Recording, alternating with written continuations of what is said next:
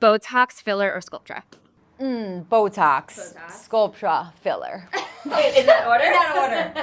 Botox, filler. No, Botox, Sculptra, filler. Microneedling or nanoneedling? Microneedling. Okay. PRP with microneedling or microneedling alone? I think that these are loaded questions. They are, but you gotta answer it. Welcome to Glow Local, a podcast that celebrates community, entrepreneurs, and businesses around the area. Welcome, listeners. Today, I am sitting with Lauren Hipp from Flawless Skin Aesthetics in St. James. I'm super excited about today's episode because Lauren is also an esthetician. Lauren is, however, a registered nurse as well. So today, Lauren and I are going to be talking a little bit about what she does, how it differs from what I do, and all the different types of services you can expect to get at a clinic like Lauren versus the types of services you may come to my type of clinic. So Lauren. Yeah. Talk to us. Tell us a little bit about yourself. How did it start? What were you first, esthetician or nurse? And where did it go from there? So I actually, many years ago, I became an LPN first. So that's kind of how I got into the nursing side. I realized very quickly, very early on, that I did not like hospital setting or that kind of nursing. So I actually started my nursing full career in the OR, in plastics. So that's kind of how I got introduced to the aesthetic side of the world. So then I also became an esthetician after that. Then I went into a bridge program to do my RN. So I kind of did everything backwards. But after I had worked at the plastic surgeon office, I went to a med spa and I slowly knew that like this is what I wanted to do. And I wanted to be my own boss. So that's kind of how the progression of Flawless got started, my career got started, and, How long ago was that? well, back 10 years ago, I started this whole process, so it's been a while. You've been doing this a while. Yeah, So an esthetician for 10 years. a little less. Okay. So talk to me about what makes a med spa stand out from a traditional spa. Yeah, I think it's really just about the services and the credentials that you offer.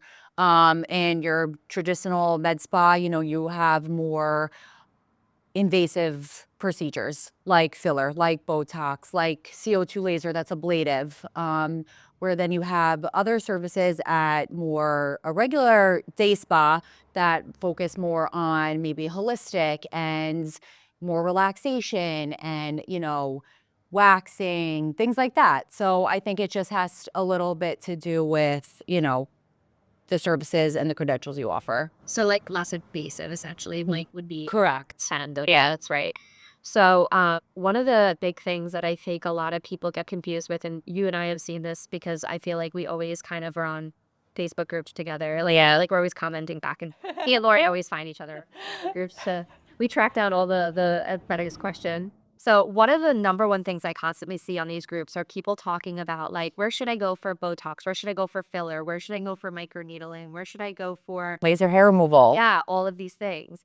And there's constantly misinformation on these groups about where people should go for these services. And one of the number one things we've seen is that you have to go to a dermatologist. You have to go to a plastic surgeon, a doctor. Exactly. And Yeah. Tell me your thought on that. So I think this is like the biggest misconception, that you have to be like a plastic surgeon or a derm to offer the best and, do the best. Right. I think that's just so not true. I think that us as estheticians, nurses, we offer so much more than just what a derm can.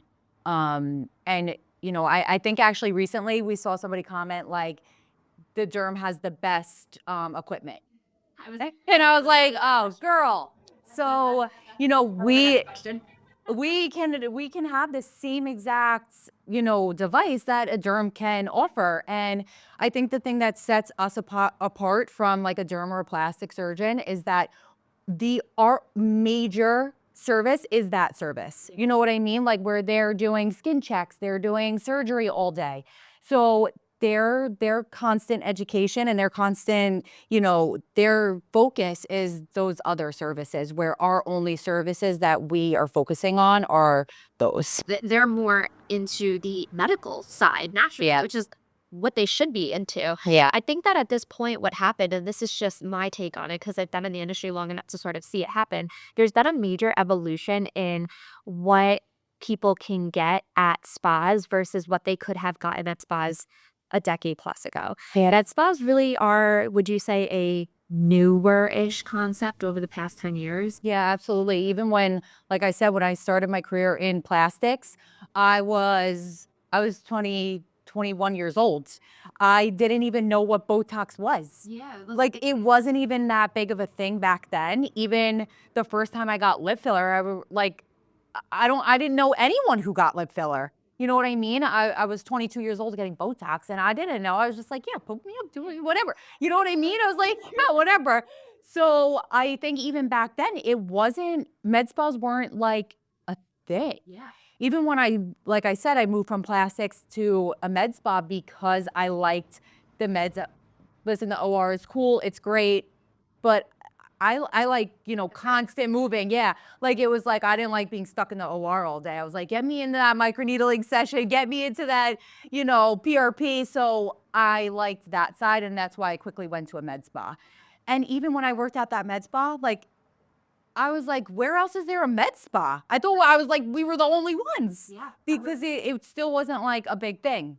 Exactly. So, that's why I quickly became an esthetician, because it was like, if I want to, do my own thing, I don't know where to start as a nurse. So I applaud you for that, by the way, because I feel like it could have been so easy for you of just taking your nursing credentials and opened up a med spa. You didn't actually have to really go into the aesthetics licensing side of things. What you did. well, yeah, because even, she started getting me trained on like the hydrofacial and even dermaplaning. And I was like, I don't think I'm doing this right. And I'm doing a hydrofacial and I don't know how to cleanse your skin. I don't know what cleanser to use.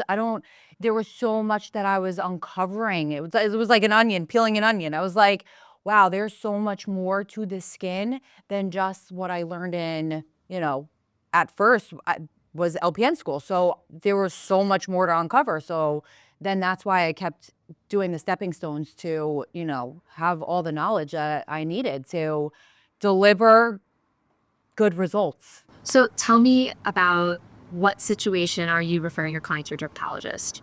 Skin checks, especially skin checks. If I'm doing a facial or I'm doing a laser or something and I don't see something right on the skin, I'm gonna say, hey, like, I think you should get that, that mole checked, that spot checked. I think that's super important for derms to be referred to, and also there's just certain things. Like, if I see a client coming in for a facial and they have perioral dermatitis, sure, I can help and I can try to get your skin barrier, some help. But sometimes you do just need to be referred to a derm. Yeah, sometimes you do need that prescription medication. Yep. I always tell people at the end of the day, like, we are able to treat, skin conditions, but there are certain things that you just sometimes have to bite the bullet and get the medical help for. Yeah. If I see somebody covered in psoriasis, I some of the things like that, sometimes I'm like, it's out of my scope. Like, I think you should. Yeah. And even in those situations, like, all those are also autoimmune, so, and if they're struggling with acne at the same time, hey, maybe we need to see a nutritionist too, because your gut's not right. Right. Eczema, psoriasis, all that also comes from what's going on inside. And that's where I think that med spas, day spas, and other, services help, and we all play into one. Like, the body as a whole. Yeah. And it's not just about treating, some laser for some pigmentation, or sometimes we got to figure out what's going on inside. So there's a lot of other services out there that can help the body as a whole, and, plays a part in your whole, results. 100%. I agree with you. All right, I do have some other questions for you. So one of the things that I wanted to talk to you about are basically what like types of advanced services do you offer at your spa that are the most popular right now? And what types of services would you say that you kind of stray away from as a med spa owner? So I think the most popular services right now is our CO2 laser. Okay. It's so it's totally ablative. It totally resurfaces the skin, totally rejuvenates the skin. It's just something that you can't get from something that isn't ablative. You know what I mean? It just goes deeper into the skin. Yeah. Definitely out of my scope. Yeah, I actually don't think an esthetician can offer CO2 because it is ablative. Yeah. Okay, cool. So CO2. And then Probably Sculptra. Sculptra has become such a huge thing in aesthetics right now. And I think because we are focusing more on natural, results-driven, treatments, and Sculptra is something that you can't get with filler. And it is a more gradual, natural result. So Sculptra is a polylactic acid. It's stimulating your own collagen production rather than a traditional filler that's a hyaluronic acid-based product that's just creating instant volume. right. Oh. So it's going to happen over time. Is it an injection? Yes, and it happens over time. So you're constantly looking in the mirror every month and you're like, oh my God, oh my God, oh my God, you're just looking plump. So best is over 2 sessions. Okay. So usually a vial or 2, spaced 6 weeks apart, and then the results last for 2 to 5 years. But anybody is a candidate, even like your 27-year-old who's like, I want to start with anti-aging, do a vial a year. Wow. Just to stimulate. It's like microneedling on crack because you're stimulating so much collagen production. Those are 2 really awesome services. Yeah. Okay. What's your favorite service that you offer? Would you say is Oh gosh, I don't know if I could choose. Like so many things. I mean, Botox. I love Botox. But I love my peels too. peels are great. That's actually that kind of leads me into another question for you. So peels, we do peels here. Yeah. We do peels, estheticians they do peels. What kind of peels can you do that? It's just about how we're penetrating the in depth. You guys go pretty. You offer some pretty in-depth. Pretty intense. And actually, we just got our Rev peel back on the service menu. So, So you have a medical director. of course, yeah. And what do you need a medical director for? Everything. All of the things. All of my business would not be able to run day to day without a medical director. What does your medical director do? So she's an MP. So she's not fully in aesthetics, but she does family medicine. So this is so as a med spa business owner, let's say you have a nurse out there watching right now, aspiring to be in your shoes. Yeah. What would you tell her about why she would need a medical director? What would this medical director be for? Yeah. So the biggest thing is you can't even order without her. You can't even, you can't even open an account without a medical director's license. Okay, so your prescriptions need to be filled because it wouldn't buy. Yep. Some of my skincare that I even sell, peels, Botox, fillers. Yeah. My microneedling device. Wow. I want to talk about microneedling. Can we talk about Of course. I actually built my business off microneedling. I think it's actually very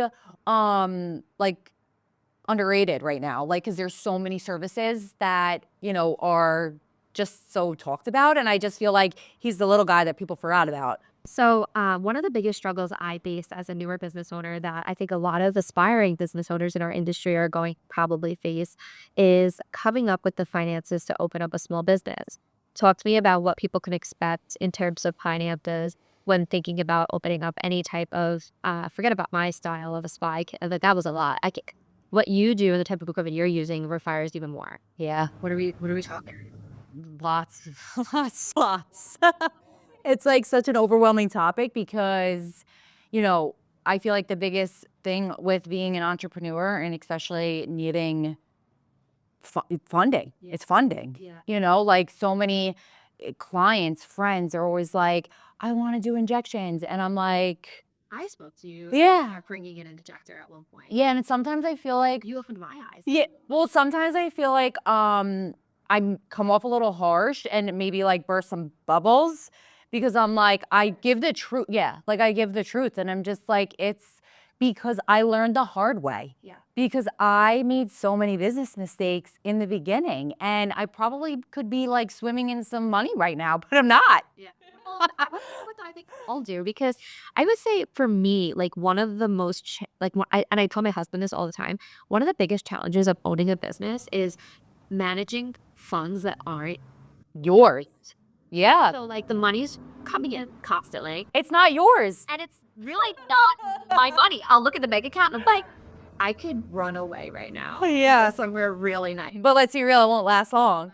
No, not that it ever does. But like sometimes, you have like, let's say a really good week. Yeah. And, it just happened to be a week where other than payroll, you didn't have any major bills or expenses. But don't worry, they're coming. They come. And when they come, I mean, there are literally days where all of a sudden, like I'll look at my bank account and I'm like, where did all of my money? Yeah, like I feel like in the beginning of like when I started, my dad's like a very amazing businessman. He's not a business owner, so I feel like we have like different, mentalities a little bit, but he is such a smart businessman and he's so good with finances. That's great. I have it like ingrained in my head. I think I like have nightmares about it. He's like, stack your money, stack your money, stack your money. And I'm like, shut up. And like now I'm like, oh my God, I wish I listened, because like, when the time comes, like when I wanted to open my second location and the landlord's like, okay, $7,500 here. You're like, oh, I was stamped in the heart because I wanted that sitting in my bank account. You know what I mean? And it's like, right. Right. And it's like, you never know when you need that money. Yeah. Especially as a business owner, especially in aesthetics, it's a luxury service. You're up and down just like the economy is. Like this summer, I opened up my new place. I took on a lot of new overhead. It was slow. July was one of the slowest months I had in years. And I needed to pull some of those funds to give my overhead, take care of my overhead. So it's like funding is so important. It's not just like, oh, let me open up a business. All right. So I guess in a nutshell, what we can say, what we can summarize with this topic is that you need something behind you. And actually what I would really like suggest to even new nurses that want to do injecting, don't quit your day job. Quite literally, don't quit your day job. Like, I mean, even some of my nurses that work with me, they are still working other jobs. I still work my nursing job. I worked 3 jobs when I opened my first business. Yeah, like Just to fund the business. your clients don't happen overnight. It takes a long time for clients to trust you. And I actually went to a training with a very, very skilled, knowledgeable injector recently. And she said, until somebody comes to you 3 or more times, they are not your client. So retention is huge. It's hard to retain in the beginning. It is. You're learning. And the economy is forever changing. Like, I feel like everybody wants the next deal. And sometimes you're not in their budget and they're not going to come back, even if the results are amazing. All right. We got some rapid fire questions for you. Okay. Botox, filler, or Sculptra? Botox, Sculptra, filler. Wait, in that order? In that order. Botox, filler. No, Botox, Sculptra, filler. Oh, Botox, Sculptra, filler. Mhm. Got it. Okay. Awesome. Microneedling or nanoneedling? Microneedling. Okay. PRP with microneedling or microneedling alone? That's a tough question. I'm not a fan of microneedling RF, so I don't even carry that in my business, not even an option. Also, your PRP is only as healthy as you are, so it depends. Sweet. So is there people that are not candidates for PRP? It's not that you're not a candidate, but like like this is where it ties into, aesthetics is your body as like a whole. Like you're taking your own PRP. It's your own, so how healthy are you inside? Yeah. You know what I mean? So your PRP is only as good as how good you are inside. So PRP is platelet-rich plasma. Correct. Everybody doesn't know that. Yeah. Okay, so you do PRP. Mm-hmm. So Lauren will actually tell them what you do. Draw your blood and then spin your platelets to get your plasma. Sometimes we inject it in areas like under the eyes and the nasolabial folds, or we'll microneedle it into the skin. So, but your results will only be as good as how healthy you are inside. So That's fair. I see. It's not just a black and white question. no, nothing ever is in aesthetics. We can keep going and going. Are you so laser hair removal or waxing? I think that these are loaded questions. They are. You got to answer it. Like, I think you have to be the right candidate for each. You know what I mean? Do you guys do laser hair? We do, but it's not like our number one service. We definitely offer it, but like, someone like you're way more knowledgeable in that area. Yeah. All right, cool. One more. What is your favorite skin condition to treat in terms of like when you give a facial or like something when you're treating? What kind of clinical skincare are you like do up treat? I already know the answer. Definitely acne, but it's a journey. It's a journey, and I feel like because of the world we live in, everyone wants a quick fix. And they yeah, and it's a journey. So I feel like it's not a quick fix. It's a long journey. Other than acne, I really do love to, treat pigmentation. It's such a satisfying thing because you literally see those results. I know, so both of them really need your results.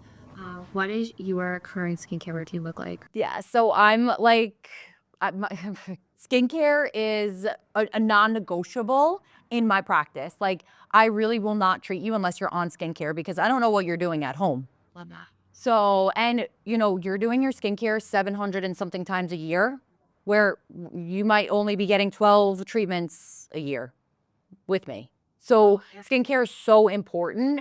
Right now, I'm focusing on keeping it more simple, but I'm really into exosomes right now. Ooh. Yeah. What's exosomes? That's a loaded question too. So can clients come to you for just a skincare routine, not just like they don't have to come? They don't have to do one single treatment and they would still see results. Okay, so okay, that's great. That's awesome. I do the same thing. I do offer consults for skincare routine. Yeah. And I think that that's amazing. So tell me about what you would say the number one challenge of being a business owner is right now in your current life. Right now, I think it would be managing my home life with being an entrepreneur. I have a 10-year-old. And as they get older, they just require so much more time and attention. And you really need time management skills. I mean, I think I have like 4 calendars right now.